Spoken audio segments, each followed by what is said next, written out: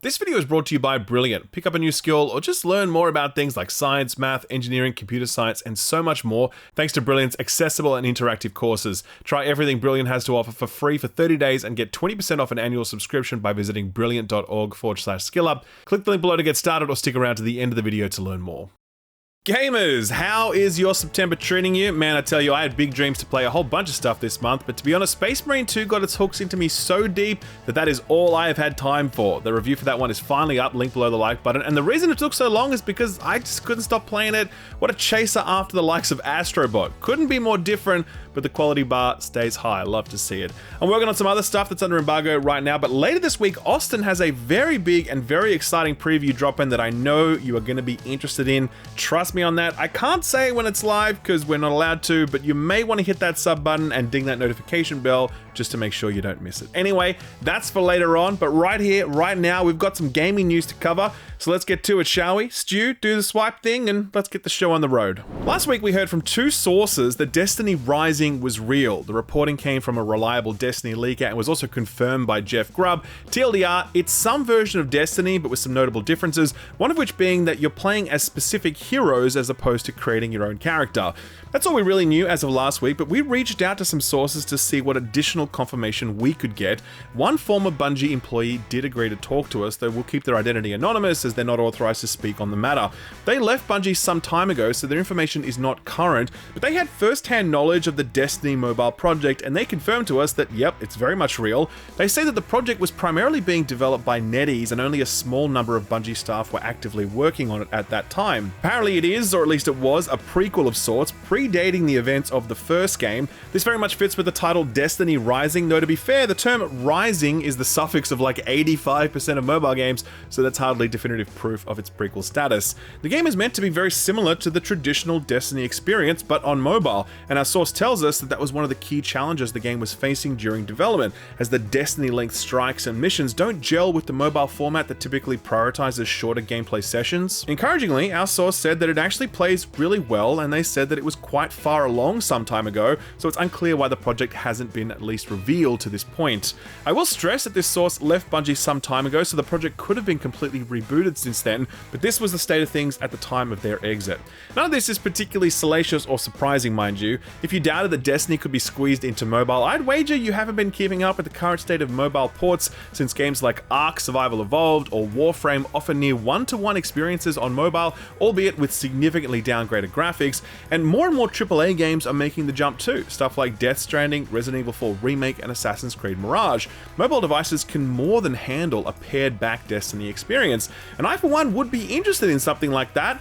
Then again, the in-game spending in most mobile titles is eye-watering, to say the least, especially when NetEase is involved. A lesson hard learned when we all hoped in vain that Diablo Immortal wouldn't be a complete piss take. A successful mobile release would be manna from heaven for Bungie, as it would allow them to bring in a new crop of players at a time when Destiny is really struggling. Recently, the game hit its lowest ever concurrent player count on Steam, that number driven down by a pervading sense of pessimism that struck after Bungie's management made half the studio redundant, cancelled future plans for annual expansions, and rolled out a vision for the future of the game that makes it feel as though Destiny's best days are behind us.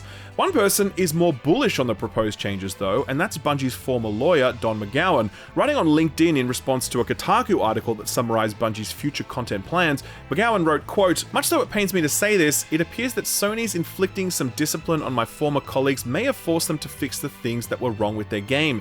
To be clear, I'm not talking about the layoffs, I'm talking about forcing them to get their heads out of their asses and focus on things like implementing a method of new player acquisition, not just doing fan service for the fans in the Bungie C-suite, and running the game like a business. Good, I still have friends in that environment and I'd like them to keep their jobs," end quote. In particular, McGowan shed light on the mood in the air at the time of the Sony acquisition, where Bungie leadership were insistent that Bungie would retain independence despite a change of ownership. McGowan said that was always a fantasy. Quote, "I remember sitting there during the deal saying, do you think Sony describes this as them getting to pay $3.6 billion for the right to have no input into what Bungie does? That was exactly what a lot of people thought," end quote. Either way, it is a new day for Bungie, as the downsized studio works to deliver a scaled-back version of Destiny, a mobile port, and the all-important Marathon, which itself has reportedly undergone a massive reboot over the past 2 years owing to both testing feedback and a change in project leadership. It is very uncertain times ahead for Bungie, and as someone who has a lot of affection for the studio and the games they make, I genuinely hope they're able to chart a course through it.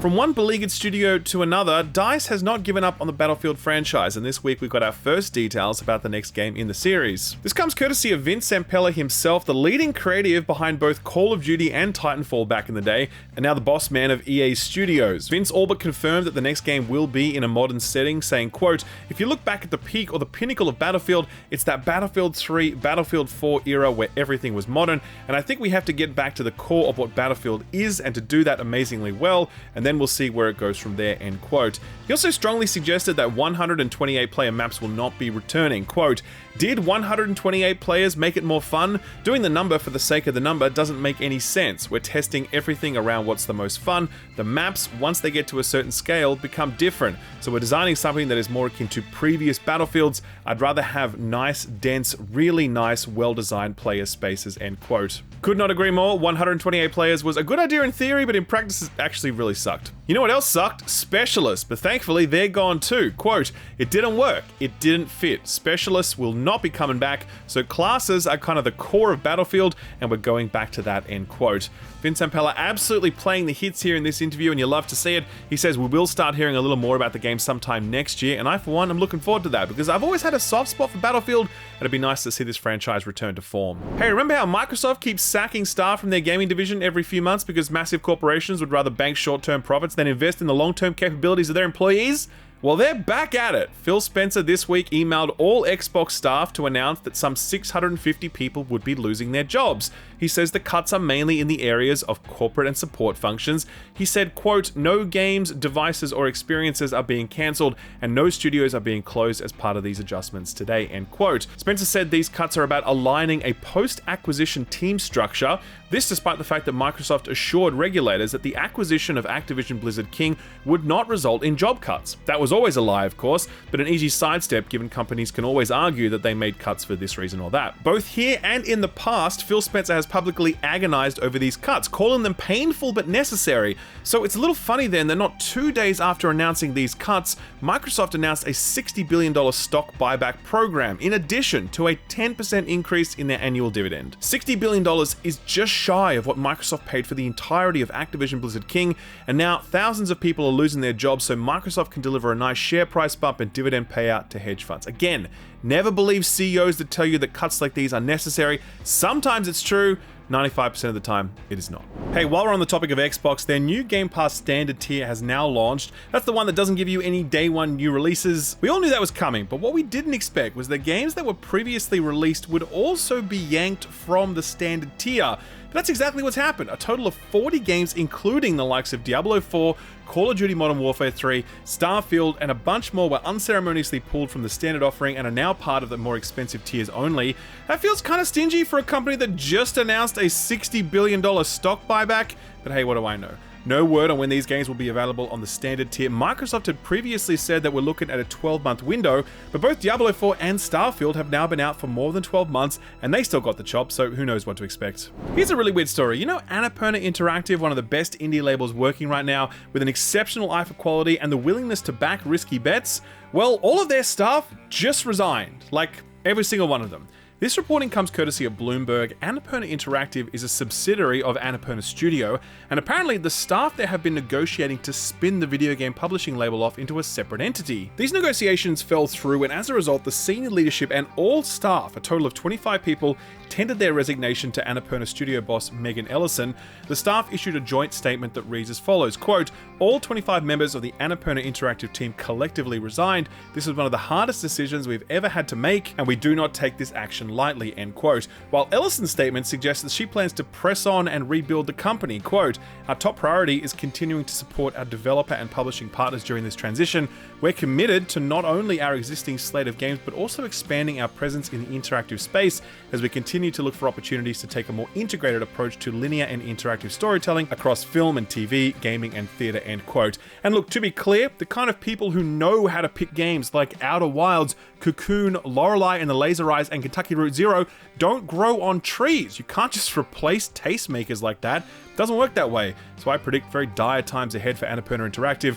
Fingers crossed the projects they're currently shepherding will see a release, and thankfully a number of those projects have already issued statements saying that development continues despite this disruption. A quick lightning round to finish off. Flappy Bird is back in POG form. No, but it may be in crypto form. This is kind of a long story, but the Flappy Bird trademark was abandoned by the original game's creator, Dong Nguyen. This is after he famously delisted the game from app stores, saying that I just can't take it anymore after the intense popularity of Flappy Bird kind of took over his life. The trademark lapsed, and because he didn't contest a new claim to it, it was snapped up by a company called Game Tech Holdings, a company led by a person with extensive ties to the crypto and NFT scene. The blurb for this newly released Flappy Bird game hints at bullshit like Web 3.0 and pay to earn, so you can guess which way this is going to go. Dong Nguyen has since resurfaced to confirm that this project has nothing to do with him and that he does not support crypto bullshit.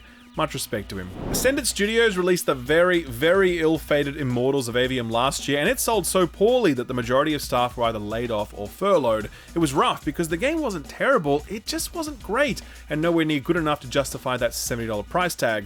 Luckily, some members of the studio have found a life raft in a very unlikely savior, Dan Houser of Rockstar and GTA fame. He's formed a new studio called Absurd Murren, and that studio will employ 20 former Ascendant Studios employees and be led by former Ascendant boss Brett Robbins. Obviously, a bunch of people are still out of the job, but this is better than nothing. Wishing this team the very best as they begin work on what they say is a, quote, story-driven action-adventure title set in another as-yet unannounced absurd universe, end quote. Remember how Unity basically burned every bit of goodwill they had with that runtime fee thing that resulted in the resignation of the CEO?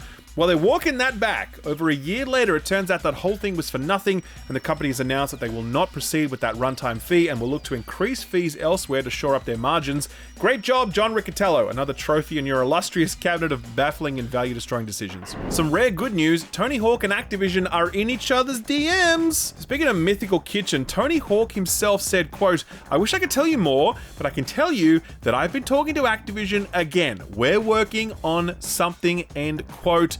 More remasters, question mark, a brand new entry maybe? We are getting a new skate game next year, so hey, maybe we can dream of the Birdman's return.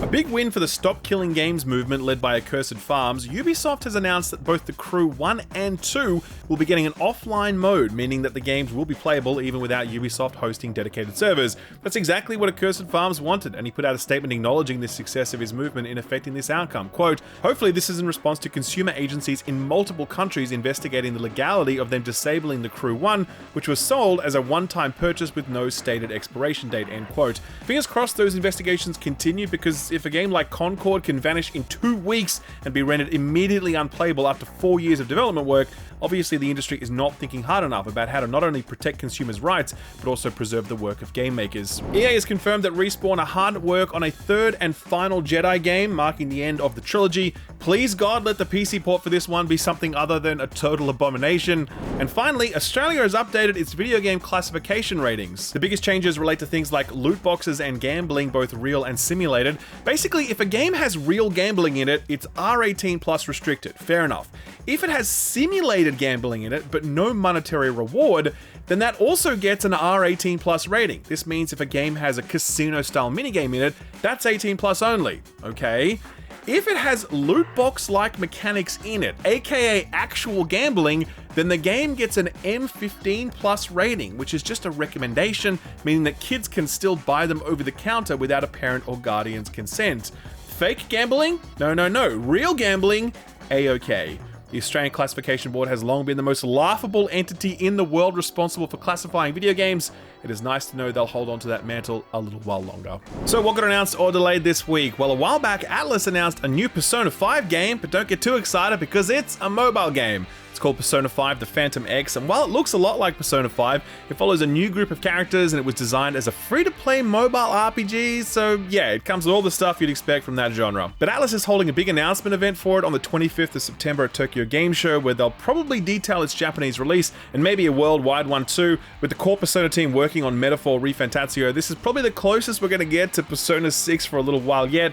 One like equals one prayer that the in-game economy doesn't suck ass, but I'm not holding out much hope. Speaking of predatory free-to-play mobile spin-offs based on beloved Sega franchises, Sega has trademarked Yakuza Wars a little while back, and now the game has been revealed via an official Facebook page. It appears to be one of those gangster management mobile game things with a Yakuza theme, though a lot of Yakuza diehard fans are taking some issue with the oddly clean character art, with some of them going so far as to speculate that it's AI generated, no proof of that of course, probably not the Yakuza game that people were hoping for. Sticking with Tokyo Game Show announcements a little while longer, Power World for PS5 hasn't been officially announced yet, but outlet Gamatsu spotted the game on the exhibitor list for Tokyo Game Show, which suggests that it will be there in some capacity, though take that with a grain of salt for now. Moving to Western Shores, Gunfire Games announced their third and final piece of DLC for Remnant 2. It's called The Dark Horizon, and it features all kinds of aliens and robots, and it's releasing on September 4th for only $10 alongside a free update for all players. Austin actually had a chance to check out this one early, and he really liked what he saw.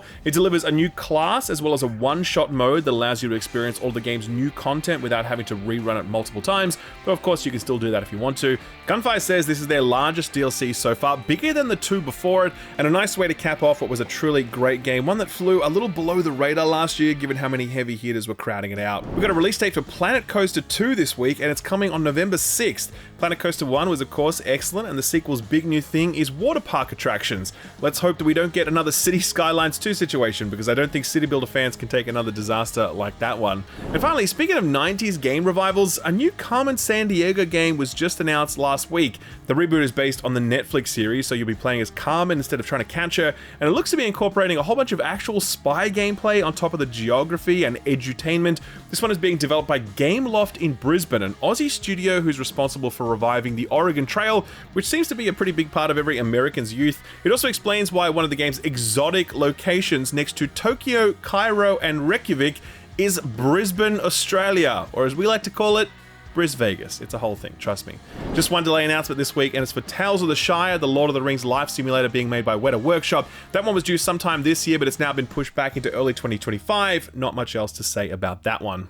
So, what came out last week? Well, a lot of great indies apparently. I Am Your Beast is that speedrunning shooter that we featured on Put This On Your Radar a little while back, and it's the fourth game to be delivered by indie studio Strange Scaffold in the space of just a year. Really don't know how they can possibly keep up that pace without killing themselves, but I hope they all enjoy a well-earned holiday soon, because reviews for this one on Steam are overwhelmingly positive, with over 550 reviews counted and a strong open critic score of 79. Polygon doesn't give scores, but they did say, quote, "Every now and then an action game comes along that achieves the perfect gameplay loop. Think Hotline Miami or Superhot. I Am Your Beast has the honor of joining that prestigious gallery. The latest title from Strange Scaffold is an instant classic, the kind of game that demands your attention and rewards it with sweet, sweet serotonin," end quote. Edmond also reviewed this one over on the Patreon, and among other things he said, quote, "I Am Your Beast succeeds because in the 45 seconds it takes you to finish most of its stages, it makes every little action you take feel like a momentous, shocking event or an unbelievable show of mastery somehow conjured up from your own two hands," end quote.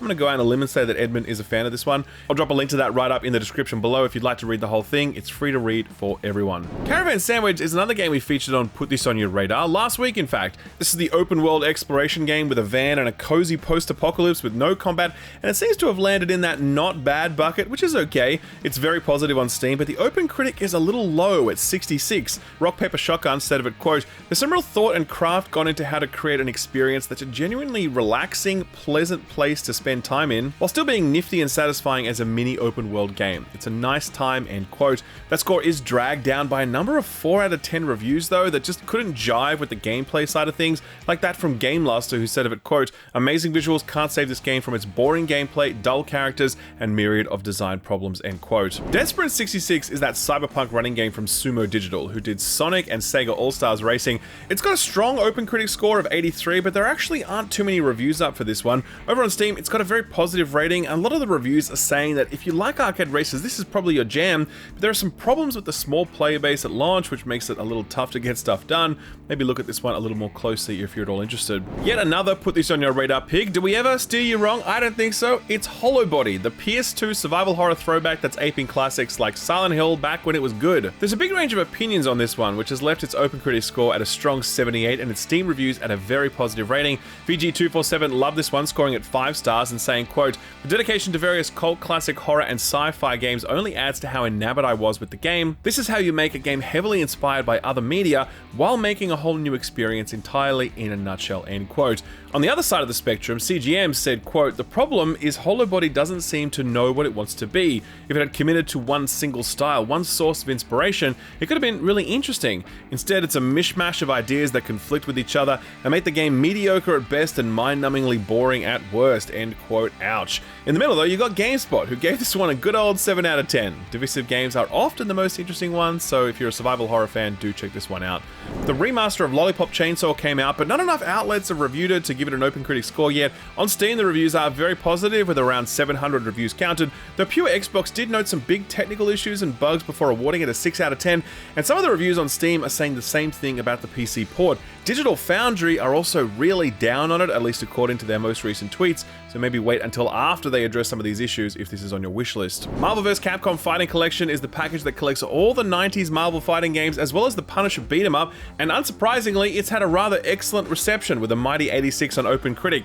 There isn't much to say about these games that hasn't already been said before, but they're excellent reproductions, and some of the bonus features are very nice, and apparently that Punisher game is just like an all-timer. That's why the likes of Nintendo Life gave it a 9 out of 10, saying, quote, "Perfectly preserved and presented, everything is beautifully formed and wonderful to play, assembled with real clarity in regards to fan expectation. Capcom has thoroughly delivered the goods," end quote. One thing to note is that there's some pretty funny stuff happening in the Steam reviews for this one, but we'll save that one for later in the show. Wild Bastards is, you guessed it, another one we featured on Put This On Your Radar, the new strategy shooter roguelike from the former Bioshock developers who made Void Bastards. This one landed at an OpenCritic of 74 with some really big swings between the highs and lows when it comes to review scores. GamesRadar, for example, scored it a 4 out of 10, saying, quote, "It's not much of a standout amidst others in the genre," end quote. The PC Gamer gave it a 91 out of 100, which is very high for them, saying, quote, "The roguelike and FPS genres haven't been spliced so successfully since Deathloop, and Wild Bastards deserves just as much acclaim," end quote. Not sure that I agree with that Deathloop call out personally. If you want to see a successful splicing of roguelike and FPS, go play Prey Mooncrash, but I've already said that 300 times, so you probably don't want to hear it at 301st. Edmond also played this one for quite some time after interviewing the devs for a Patreon write-up last week, and he really enjoyed himself as well. Here's what he had to say, quote, "Once you really get into the meat of Void Bastards, the interwoven strategy, character management, and roguelike elements start feeding into the FPS sections in a big way, and things really start to sing. The combat is high stakes and requires lots of creativity and improv depending on what's happening between your crew, which makes even the worst situations interesting to play through, kind of like a good immersive sim. Also, it's really funny," end quote. If you'd like to read that write-up on the Patreon, I'll leave a link to that one as well. Again, free to all, not behind a paywall. Funko Fusion also came out, and as many of us begrudgingly guessed, it's not too good, with a weak OpenCritic score of 54, but a lot of reformed Funko Pop collectors are trying to have at least a little bit of fun with it. VGC, for example, gave it 3 out of 5 stars and said, quote, "Funko Fusion is fun to play, and its TT Games LEGO series ancestry is clear to see, but its frequent backtracking, its slightly off comedy, and the way some franchises get less love than others mean the fun is often experienced with an asterisk. It's worth a play so long as you don't mind collectathons and replaying levels," end quote.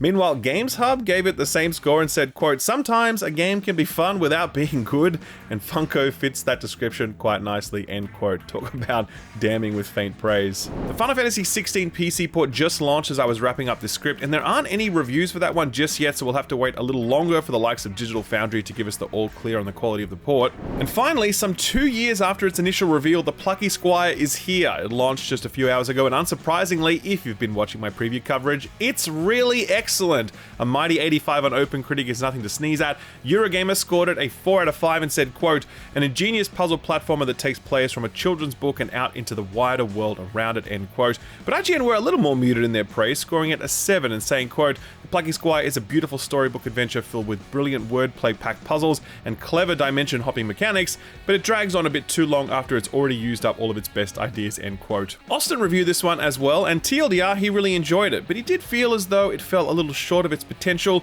in that many of its ideas and mechanics didn't have quite the same charm that its art and 2D, 3D perspective did. Definitely a worthwhile pickup for fans of adventure games, but this one isn't quite at the level of like an Astrobot or a Zelda or anything like that. Just a nice time so long as you set your expectations at the right level, especially if you've got kids. If you want to hear more about it, I'll leave a link to Austin's full review below the like button. So what's coming out this week? Well, Thursday the 19th is a big day with plenty of stuff dropping. Stuff like the Dead Rising Deluxe Remaster, the full remake of Capcom's other zombie franchise, the one that doesn't take itself too seriously. The original 2006 gameplay is largely intact for this one, which includes the 3-day timer to keep the pressure on, but it's also got modern features like, auto-saving and shooting while moving. This one's headed to all platforms bar Switch. Also on the 19th is another remaster, Broken Sword: Shadow of the Templars Reforged, which is a classic 90s adventure game that's had a 4K visual overhaul. That one's coming to every platform, including Mac actually. Spoke to a friend of mine who's a sucker for these sorts of games, and he says the remake is in very good shape, which bodes well for reviews, which will be dropping soon, no doubt. We'll circle back to that one in the review roundup next week.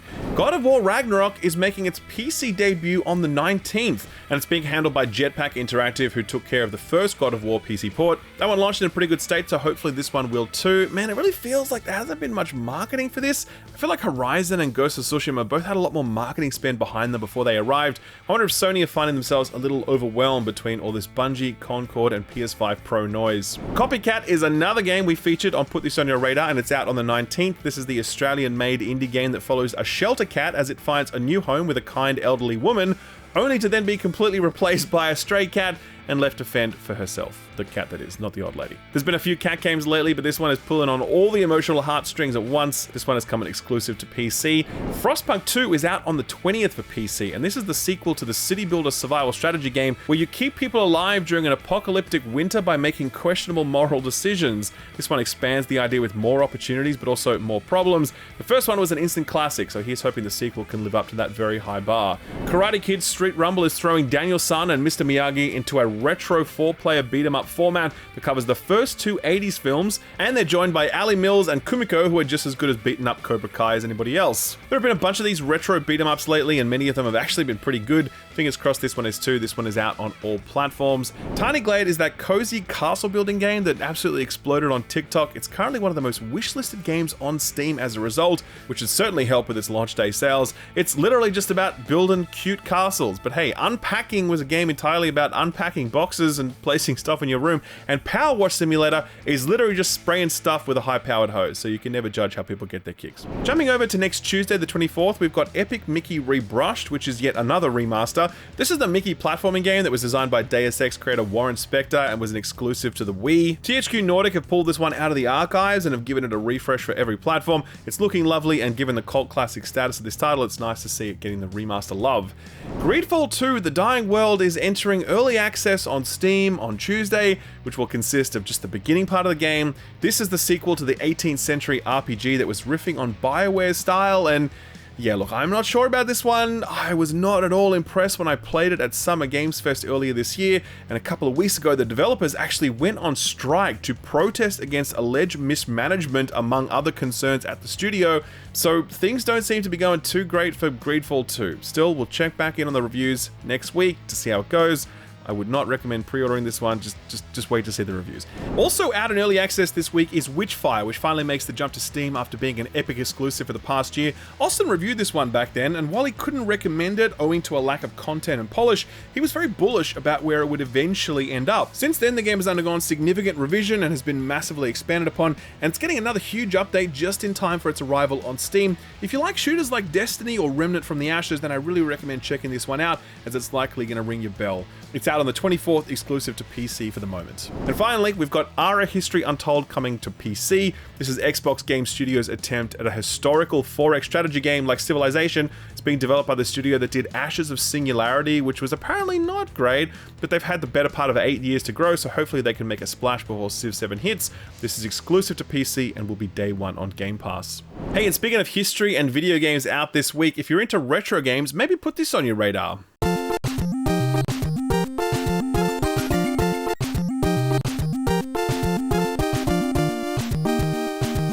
Okay, so the story for this one is kind of crazy. Around 10 years ago, the creator of Spelunky, Derek Yu, had this weird idea to make a series of fake retro games made and designed in the 1980s by a fictional company for their fictional line of video game consoles. Cut to today, and there's now a team of 6 indie devs, which includes Ojiro Fumoto, a former Nintendo developer who made the excellent Downwell and Point P. They've made 50, yes, 50 fictional but fully fledged retro video games for a package called UFO 50, a game that charts the fictional history of this fictional company and their exploration of the gradually evolving console technology of the 1980s. Yes, they made 50 video games in the time it takes to make one Concorde. There are games of all kinds and genres in here, multiplayer and single-player games, epic RPGs and strategy games, as well as quick arcade hits, with franchises and characters coming in and out of existence as you go through them chronologically. Some of the early reviews have talked about how they've nailed the gradual increase in tech from 8-bit to 16-bit, which is very cool.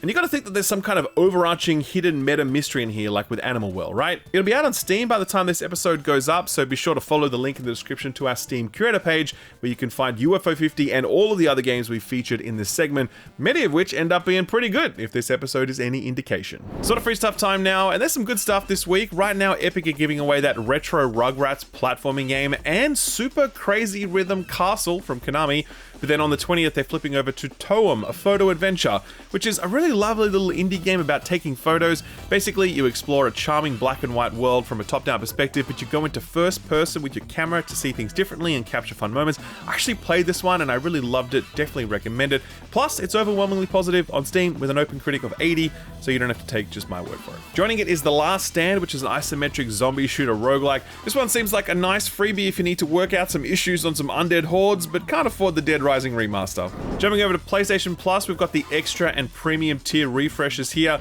The big one here is the Plucky Squire, which will come day and date for PS Plus extra subscribers. It's joined by some narrative indie games like Under the Waves, Night in the Woods, and Road 96, with Chernobyl Light and Space Engineers if you need something a little more cerebral, and Far Cry 5 if you want to get a bit of Seed in you. Joseph Seed, that is. Get your mind out of the gutter. Prime Gaming continues to deliver the goods this week. I just took a look at the redemption page and holy hell, man, there's just an insane number of games on there. We already mentioned some of them, but as a reminder, this week they'll add Thronebreaker, The Witcher Tales, The Falconeer, Lego The Hobbit, and Kerbal Space Program. All are redeemed on Good Old Games for that DRM-free goodness. There's also I Love Finding Cats and Pups Collector's Edition for the Amazon Games app. Let me know if you play that one. I want to hear what that is. Our feel-good story for the week relates to one of the games we mentioned earlier in the review roundup, Marvel vs. Capcom Fighting Collection. It's got a pretty great reception all around, but one thing that's been happening on the Steam reviews for this one are both positive and negative reviews calling out something or someone called Wazzler. People are encountering Wazzler when playing Marvel vs. Capcom 2 online, losing horribly, and being inspired to say something about it in the Steam review. As it turns out, Wazzler is the online handle for Justin Wong, known for being the losing Chun-Li in the iconic EVO Moment 37, but also known for being the most victorious player in the history of the annual EVO fighting game tournament. In fact, Justin has 7 tournament wins in Marvel vs. Capcom 2, and now the new collection is out, he's sought to become number 1 on the new Marvel vs. Capcom 2 leaderboards on every single platform, something he has achieved very, very easily.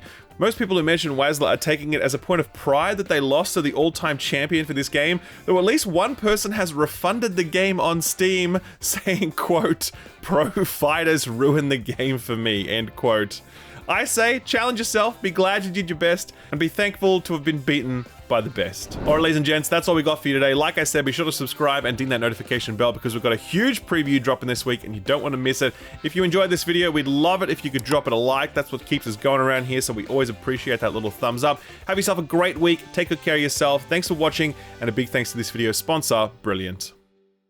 You got a friend or a loved one who's really into their daily crossword or their Wordle or their whatever? If you do, there's a good chance they're going to be interested in this video's sponsor, Brilliant. Brilliant is a learning platform that gamifies your learning. They have dozens of courses on topics like science, mathematics, computer science, and so much more. And each of the courses are broken up into little bite-sized chunks that you can knock over in just a few minutes. Brilliant will then regularly test your learning to make sure you've got it, and then it'll award you experience points and achievements for making progress, encouraging you to continue your learning journey. That's what I really like about it the most, that sense of accomplishment, but it's also just nice to learn about stuff you probably haven't even thought about since high school. Back then it was really boring, but now it's actually fascinating, and I'm glad that Brilliant has been able to broaden my horizons in ways that are both fun and convenient. Because it does have a full-featured mobile app, and that's how I use it. So yeah, I boot up a game or I doom scroll social media, but I also spend a little bit of time each day on Brilliant. And you know what? It's one of the few things I do on my phone that actually feels like a good use of my time.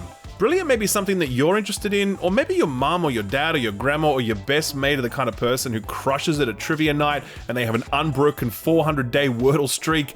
If you or they fall into that category, then trying Brilliant is really easy. You can try it free for 30 days, absolutely no cost, but if you do want to get an annual subscription, you can get a 20% discount on it when you visit brilliant.org/skillup. Start learning for free for 30 days and get 20% off your annual subscription over at brilliant.org/skillup. Thanks Brilliant for sponsoring the video, and thank you for watching it.